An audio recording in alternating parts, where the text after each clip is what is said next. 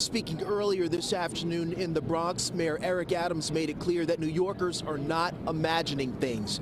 He says that he acknowledges that when New Yorkers go down into the subways and they're not feeling safe, he says when he goes down there, he feels the same way tonight in Times Square during a vigil for Michelle Go. He pledged to do something about it. A large crowd gathered Tuesday evening in Times Square to honor the latest victim of a random act of extreme violence on the New York City subway system. 40-year-old Michelle Go was standing on a Times Square subway platform Saturday morning when 61-year-old Simon Marshall came up from behind and pushed her into the path of an oncoming train.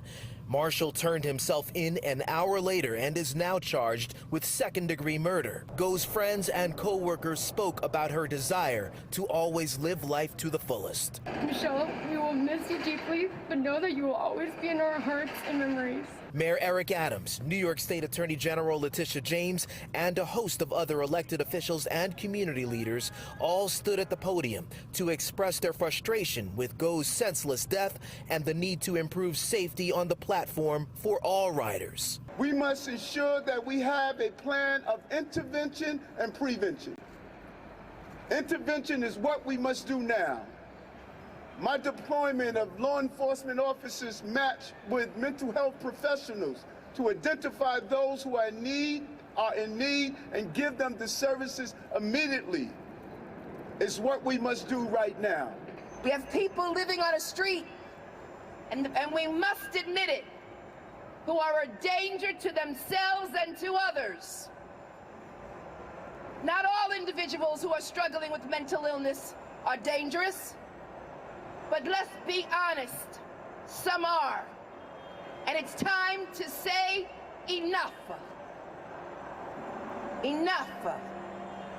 And we must focus our energy and ensure that the state and local governments provide resources to individuals who are struggling with mental illness. The NYPD has yet to classify Go's death as a hate crime, but members of the Asian American community say it's no coincidence she is the latest victim in a pattern of anti-Asian violence committed in the city over the last 2 years. Spoke with a subway rider earlier this afternoon. He says he loves the city. He always goes into the subway, but these days he doesn't go at night, and when he does, he's always got his head on a swivel, being pushed into the path of an oncoming train, always on his mind.